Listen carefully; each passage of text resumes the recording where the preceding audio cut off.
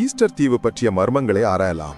Pacific சமுத்திரத்தின் நடுவில் தனிமையில் இருக்கும் ஈஸ்டர் தீவு 1000க்கும் மேற்பட்ட மோய சிலைகள் உள்ளன. நூற்றாண்டுகளாக இந்த மாபெரும் சிலைகள் தொல்பொருள் நிபுணர்களை குழப்பியுள்ளன. பெரும்பாலான நிபுணர்கள் இவை சுமார் 900 ஆண்டுகளுக்கு முன் பிலிஸ்தீனியர்கள் செதுக்கப்பட்டவை என்று நம்புகிறார்கள். ஆனால் மாற்று வரலாற்றின் ராஜா என்று அழைக்கப்படும் கிரேம் ஹேங்காக் வேறு கருத்தை முன்வைத்தார்.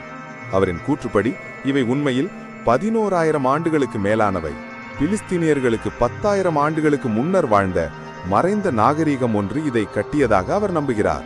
அவரின் முக்கிய ஆதாரம் அவர் தீவில் 3000 ஆண்டுகள் பழமையான வாழை செடிகளின் சுவடுகளை சுட்டிக்காட்டுகிறார்.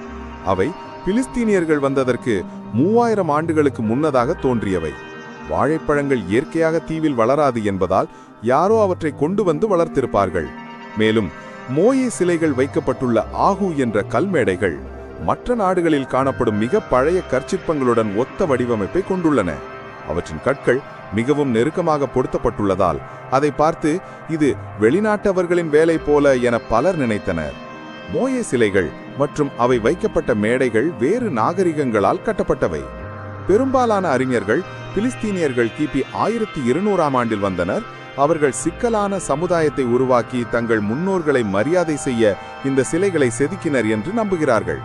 ஹேன்காக் பிலிஸ்தீனியர்களின் திறனை மறுப்பதில்லை, ஆனால் அவர்கள் ஒரு பழைய நாகரிகத்தின் சுவடுகளை மரபாக பெற்றவர்கள் என்று நம்புகிறார்.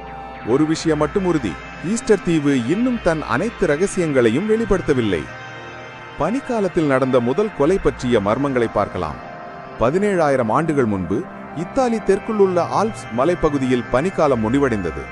மனிதர்கள் மீண்டும் அந்த நிலங்களுக்கு திரும்பி புதிய வாழ்க்கையை தொடங்கினர். வாழ்க்கை கடினமானது, ஆனால் சாத்தியமானது.